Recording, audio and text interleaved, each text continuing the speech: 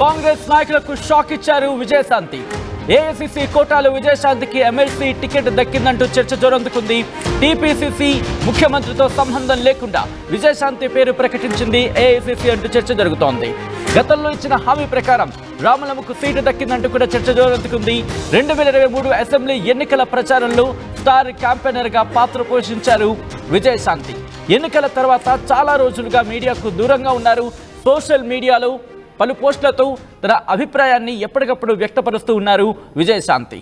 MLC seat రావడంతో రామలమ్మపై కాంగ్రెస్ పార్టీలో తీవ్ర చర్చ జరుగుతోంది. నేరుగా అధిష్టానంతో రామలమ్మకు లింక్ ఉందంటూ ప్రచారం జరుగుతోంది. అంటే కాంటాక్ట్స్ అక్కడ డైరెక్ట్గా కాంటాక్ట్ అవుతున్నారంటూ కూడా ఒక పెద్ద ఎత్తున ప్రచారం జరుగుతోంది.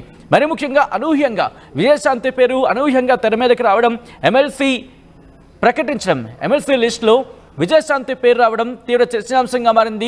ఎందుకంటే ఎక్కడా కూడా విజయశాంతి పేరు చర్చలో లేదు, ఇటు మీడియాలో కావచ్చు, ఇన్ఫాక్ట్ కాంగ్రెస్ పార్టీలో కూడా.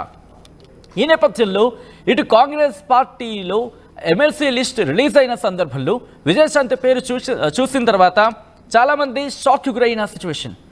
ఎందుకంటే ఎక్కడ కూడా చర్చలో లేదు విజయశాంతి పేరు. అటువంటిది ఒక్కసారిగా అనూహ్యంగా తెర మీదకి వచ్చింది విజయశాంతి పేరు. అయితే దీనికి కారణం కొద్ది రోజుల క్రితం ఎమ్మెల్సీ లిస్టు ప్రకటించే కొద్ది రోజుల క్రితం ఇటు విజయశాంతి ఢిల్లీకి వెళ్లారు. అక్కడ అగ్రనేతలని కలిశారు, కాంగ్రెస్ అగ్రనేతలని కలిశారు. తనకి సంబంధించి ఎమ్మెల్సీ సీటు విషయంలో చర్చించారు అంటూ పెద్ద ఎత్తున ప్రచారం జరుగుతోంది.